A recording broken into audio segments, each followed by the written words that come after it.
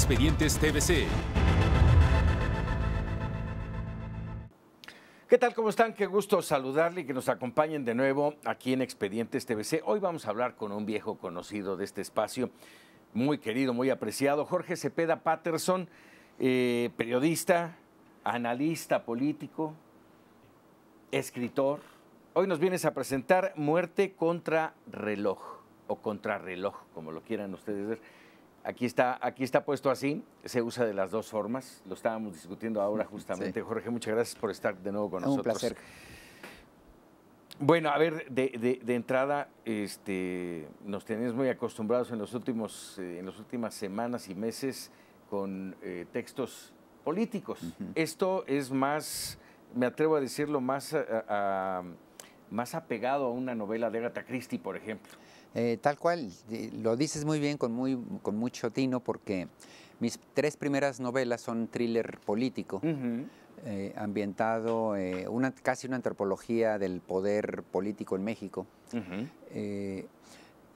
Pero esta cuarta novela me permitía hacer un divertimento que me gratificara en lo personal y que me desintoxicara un poco de la atmósfera vertiginosa en la que nos hemos metido todos con esto del proceso electoral, ¿no? A ti y a tus lectores, a nosotros. Y de hecho, por las razones que ahora les voy a explicar, si a mí me sirvió escribirla, yo creo que a la gente le va a venir bien leerla y meterse en estos remansos, en los espacios que nos deja esta vorágine política, ¿no?, que son las elecciones. Y tal cual, yo quería, las tres primeras novelas tuvieron muchas traducciones en el extranjero, entonces me tocó hacer muchos viajes, y siempre era el mexicano que está hablando de historias mexicanas. Al ser thriller político lo que hacía, pues siempre era temas de corrupción, crimen, inseguridad, etcétera, lo que trasminaba estas novelas. Y un poco me cansé de andar por el mundo siendo etiquetado así como el mexicano que cuenta historias mexicanas. Entonces quise escoger un tema que fuera una historia, contar una historia que es universal, ¿no? Y escogí una gesta deportiva como es el ciclismo, y en particular el Tour de Francia, que es la máxima prueba en términos ciclísticos. Es el mundial para ellos en la práctica, porque me parece que la disciplina del ciclismo, practicada así, es probablemente la que mayor autoexigencia requiere, sacrificio, casi autoflagelo, para ser competitivo en esta élite mundial de ciclistas, ¿no? El Tour de Francia se corre en 21 etapas, cada una de las cuales son jornadas de 200, 300 kilómetros, muchos de ellos en montaña y a velocidades increíbles. Un tercio abandona simplemente porque el cuerpo no lo resiste. Sí, es una exigencia física tremenda. Y entonces me servía muy bien personas llevadas al límite para extrapolar, exacerbar las pasiones. Porque cuando estás en una situación límite, entonces los temas que tienen que ver con la ambición, pero también la solidaridad, el heroísmo, pero también los odios, las envidias, etcétera, se exacerban, ¿no? Entonces es una historia bellísima de dos amigos que tienen un talento natural para la bicicleta, se conocen en un campo de entrenamiento y se hacen hermanos. Y se convierten en dos de los mejores ciclistas del mundo. Uno de ellos como campeón y el otro como escudero, el mejor gregario del ciclismo internacional. Y convierte a su amigo en campeón del Tour un año tras otro. Hasta que llegan a este Tour, en donde yo los tomo, la novia de él, que es una experta en ciclismo, le empieza a mostrar que kilo por kilo ya es mejor ciclista él que el campeón. Que él que el campeón, ¿no? Y que esta vez él puede ser el campeón del Tour de Francia, que es la máxima ambición de cualquier ciclista, ¿no? Claro. Eso y el hecho de que aparece un criminal en medio del Tour, que es justamente donde enlaza con tu comentario de Agatha Christie. Yo quería hacer, a diferencia de de estas novelas de un asesino serial, que puede ser cualquier asesino y que puede asesinar prácticamente a cualquier cristiano que se le atraviese. Como el tren, ¿no? Este es como el tren, tal cual, es decir, un núcleo cerrado, un pelotón de ciclistas que 21 días después va a terminar, y la policía deduce por ciertos accidentes y luego un cadáver, el cadáver de uno de ellos, que deduce que necesariamente el asesino es uno de ellos, uno de adentro, por la manera en que fueron perpetrados los delitos. Y le piden a mi amigo, al escudero, a uno de los dos ciclistas de los que hablaba, le piden que sea el detective porque él, cuando hizo su servicio militar, sirvió en la policía militar. Entonces lo convencen: tú eres uno de los nuestros, eres nuestro hombre dentro del pelotón. Y el pobre Mark, que así se llama, no solo está defendiendo a la novia, a la que también le hace la corte su amigo, no solo está defendiendo la posibilidad de no o ser campeón, de ser o no campeón del Tour, sino además tiene que descubrir un criminal que es uno de ellos antes de que aseste el siguiente golpe este canalla, ¿no? Entonces hay varios suspensos a lo largo de la novela, ¿no? A lo largo de las 21 etapas. Son 21 etapas 21 y etapas. básicamente 21 capítulos. Incluso cada capítulo tiene, sobre todo para los que gustan de las gestas deportivas, guste o no el ciclismo, tiene el elemento lúdico de la competencia, porque sale en la conversación de que hoy es una etapa plana, me conviene a mí, voy a hacer esta estrategia, y luego ver qué va a pasar al final del capítulo. Se empieza a convertir a lo largo de los capítulos ya en un tema adicional. Son de estas novelas que tomas, lees la primera página y te resulta imposible abandonarla, ¿no? Déjame darle lectura justamente a uno de los fragmentos que destaca la editorial, que por cierto es la editorial Planeta. Dice: todo jugador de fútbol, básquetbol o lo que sea lucha por destacar. Sin embargo, no recuerdo asesinatos en los vestidores. Respondió: ahora también a la defensiva. Justamente es lo que usted no entiende. El ciclismo no es un juego. Se dice vamos a jugar al fútbol, al básquetbol o al tenis. Nadie dice vamos a jugar al ciclismo, porque el ciclismo no se juega. En el ciclismo se pelea, en el ciclismo se combate. Dice: la frase no era mía, se la había escuchado a un periodista, no te la habrán escuchado a ti, pero eso no tenía por qué saberlo Fabré. Fabré es el comisario. El comisario. Y en efecto, la entrega y el sacrificio que hay en este tipo de ciclismo, difícil verlo en esa cota, pues en esa magnitud. Mira, de las cumbres ascienden, pero luego descienden. Y los descensos son a 80, 90, pueden alcanzar hasta 100 kilómetros por hora. En caminos que no son autopistas, son justamente las rutas a la montaña, con desfiladeros mortales. Y descienden dispuestos a ganar 4 o 5 segundos, arriesgando la vida. Y por ahí dice un personaje: bueno, si están dispuestos a morir por ganar, ¿por qué no van a estar dispuestos a matar? Entonces, mucho del suspenso tiene que ver con la descripción del pelotón, de mis dos amigos, el círculo que lo rodea, sus rivales, y luego el propio lector comienza a decir: seguro que el asesino es el italiano, porque tiene cara de maldito, ¿no? Es decir, porque ha hecho esto, le dio un empujón por allá. 2 capítulos después dice: no puede ser el italiano, porque el siguiente crimen no lo pudo haber hecho él, seguro es el portugués, y el colombiano, el español. Entonces es un juego de estrategia, de ajedrez, y al mismo tiempo la pasión que desborda Mark en términos de su dilema,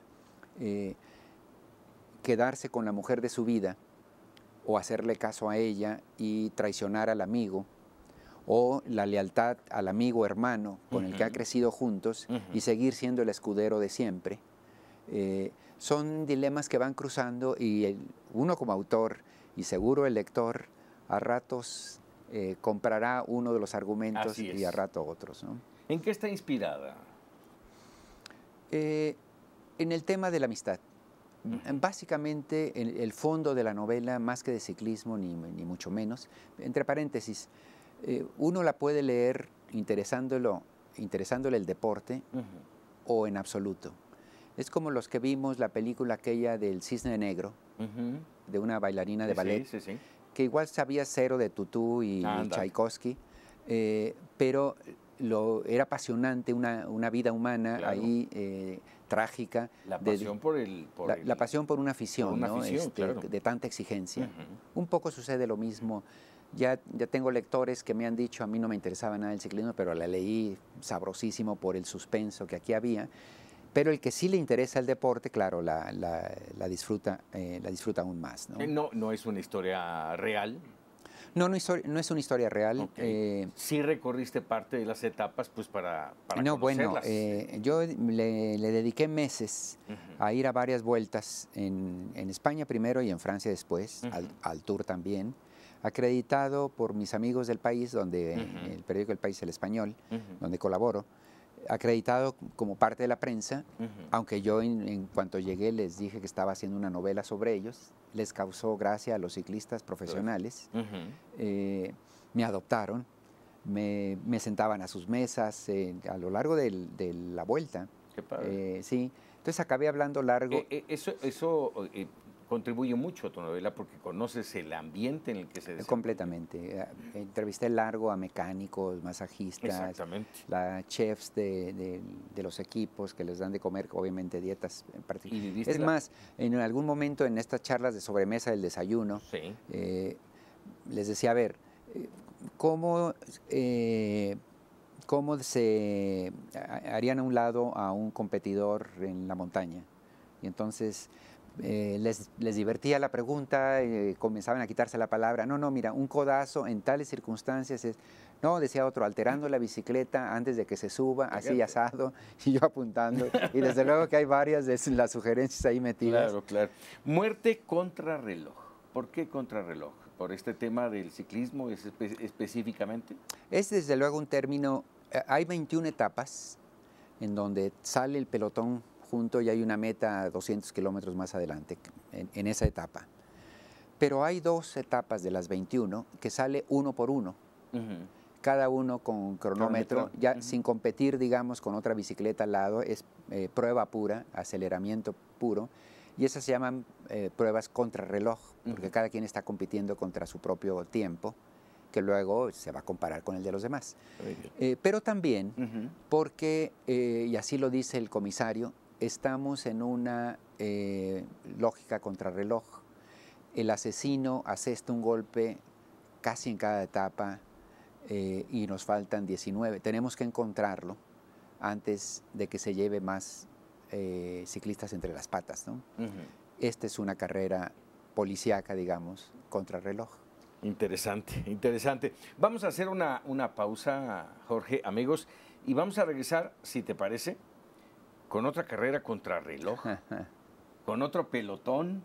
Exacto. Que también está con una meta muy bien fija en su mirada, en su objetivo y en su mente.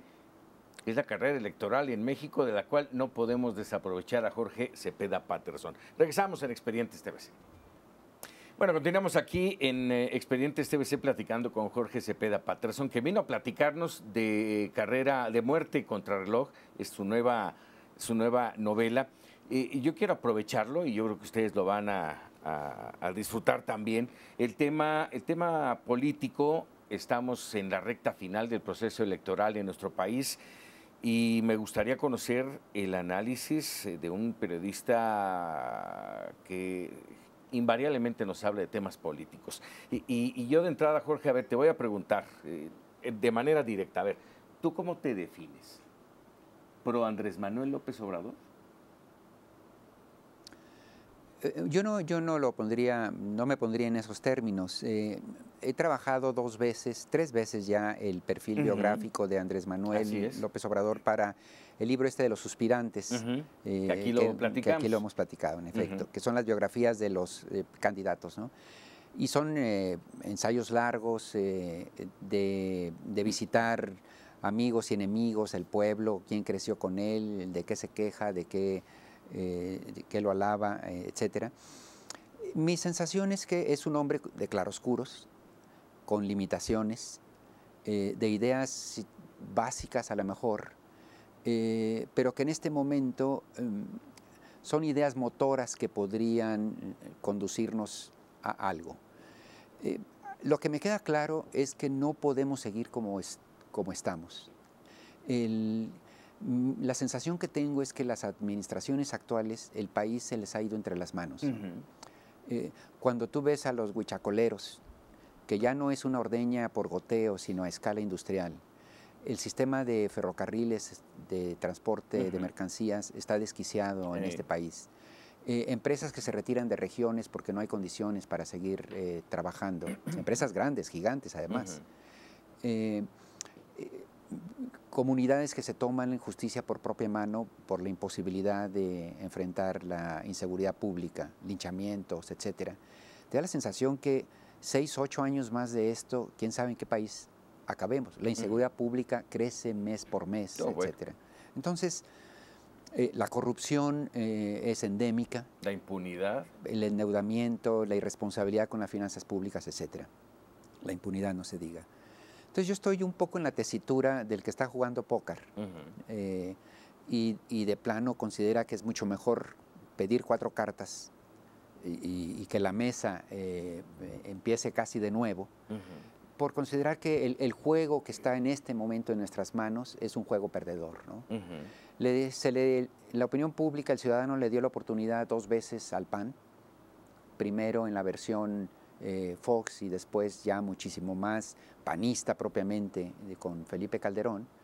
El desencanto trajo al PRI de regreso, a un PRI supuestamente de cara lavada. Los niveles de reprobación de la actual administración lo dicen todo. Hay una enorme... puede haber habido cierto entusiasmo con las reformas, pero como bien se dice, ¿qué entusiasmo podemos tener sobre la reforma petrolera cuando ves los huichacoleros? O sobre el sistema de justicia cuando ves los niveles de corrupción e impunidad, etcétera, etcétera, ¿no? Entonces sí, a mí me parece que es tal el deterioro de la vida pública que sí nos viene bien sacudir la mesa y ver qué sigue. ¿Hay riesgos? Sí, hay riesgos. Hay riesgos como en todo, ¿no? Pero me parece que es mucho más arriesgado para todos que el país siga en la dirección en la que nos hemos metido, ¿no? A ver, déjame tomar esta parte que decías de que Andrés Manuel es un hombre de claroscuros.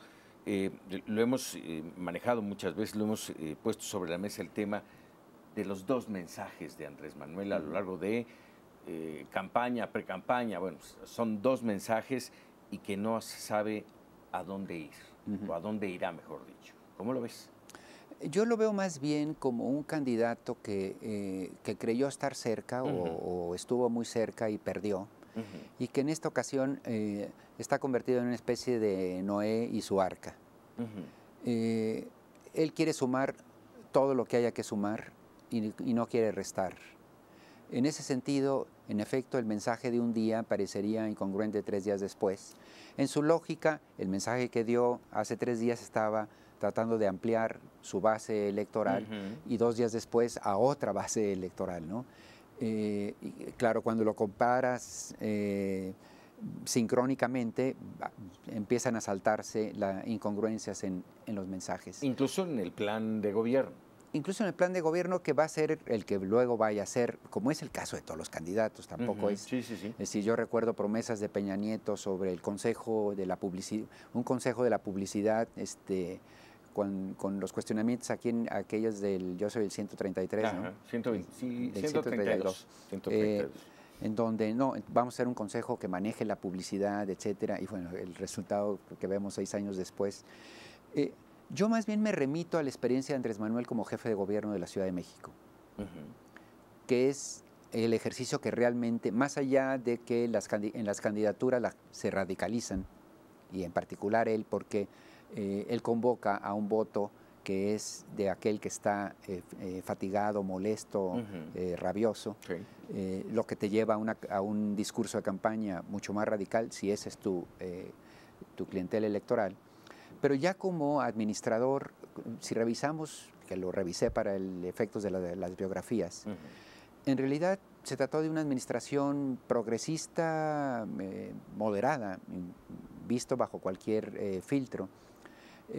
Obras importantes como la remodelación del centro de la Ciudad de México o los segundos pisos ni siquiera son medidas populistas, porque iban dirigidas a beneficiar al automovilista, por ejemplo.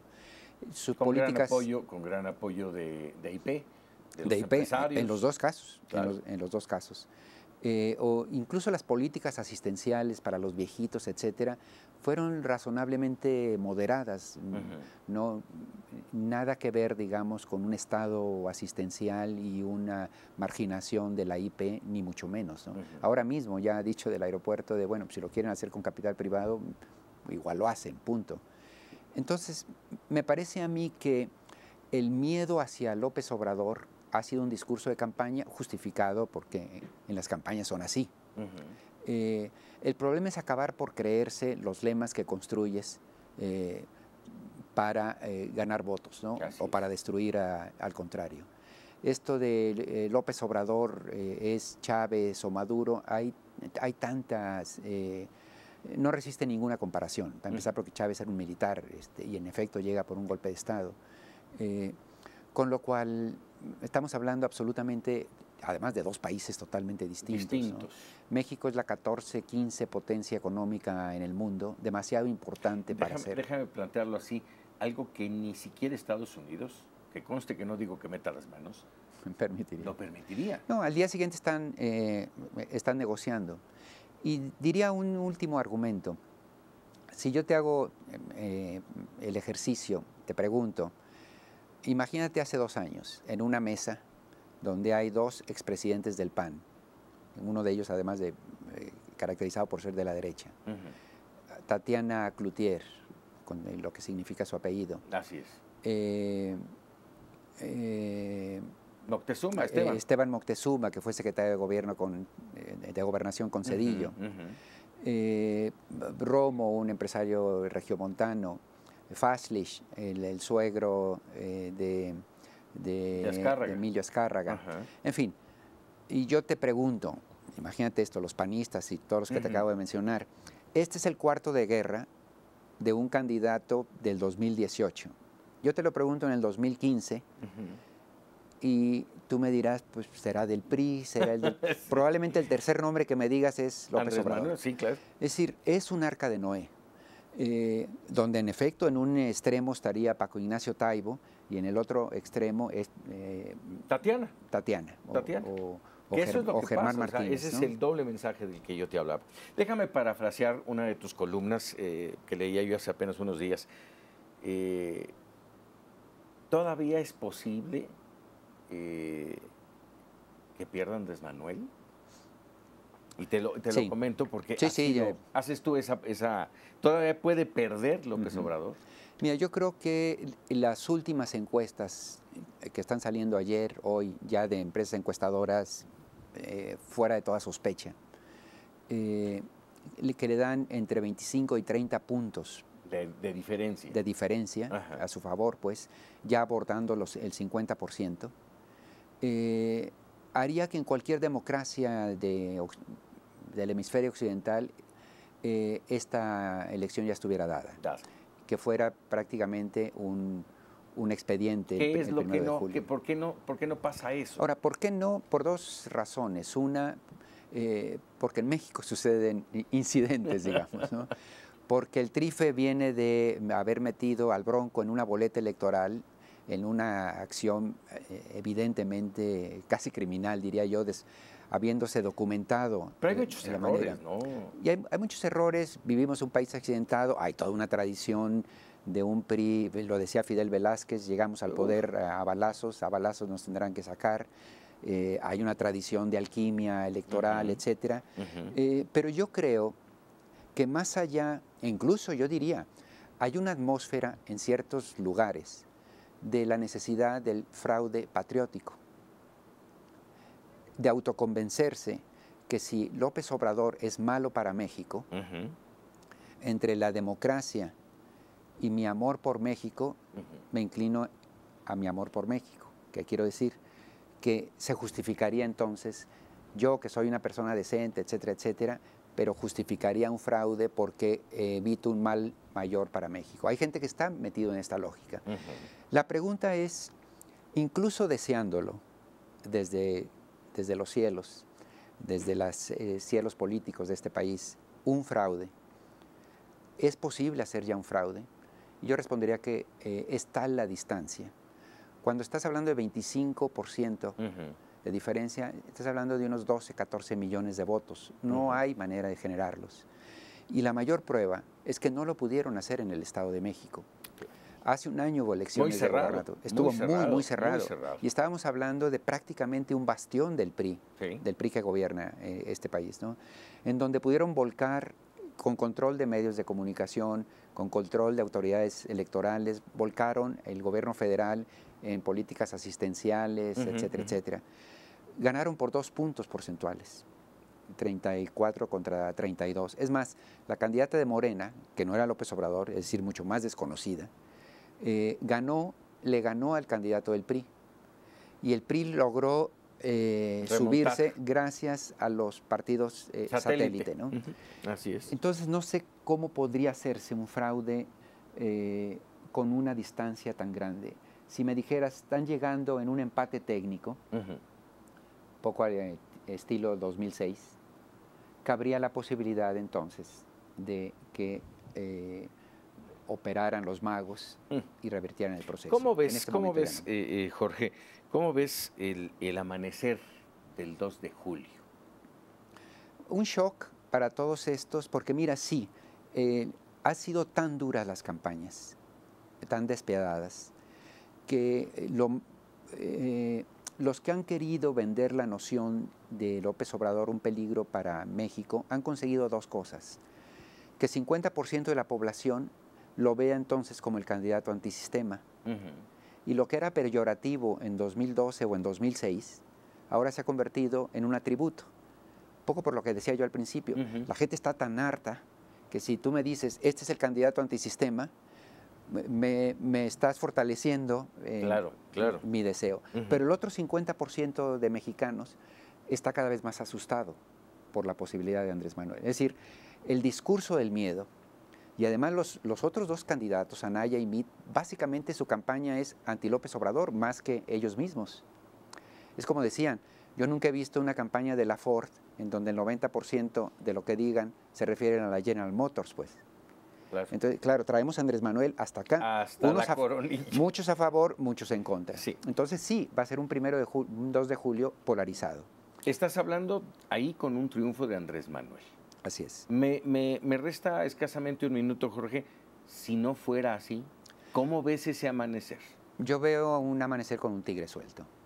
Con un tigre suelto, sí. No veo cómo la gente que siente que es una reivindicación, que llegó el momento por fin, por razones ciertas o no, que el sistema pueda venderle la noción de que su candidato perdió, ¿no? Dime una cosa, Jorge, si es Andrés Manuel, de todas maneras, es una pregunta, si gana Andrés Manuel, ¿el tigre no también estaría suelto? No, yo creo que va a haber mucho resentimiento, pero que los actores políticos y sobre todo los actores económicos al día siguiente están haciendo el tejido para la restitución. Hay mucho en juego, tanto México como país en el concierto internacional, como las fortunas, las empresas, los intereses. De hecho, ya está sucediendo, mucho más de lo que creemos. Jorge, como siempre, un placer tenerte por acá. Bueno, y los conmino a leer Muerte contra reloj, un poco para descansar de todos estos temas de los que hemos estado hablando. Busque la Editorial Planeta, una buena novela para descansar, como dices tú, para meternos y sumergirnos en el ámbito del ciclismo, de la Tour de France. Y un thriller de suspenso que te atrapa, ¿no? Así es. Esperamos tener por aquí tu voz el 1 de julio. Muchas gracias. Muy amable. Muchas gracias. Como siempre. Y gracias a usted por estar con nosotros en Expedientes TVC.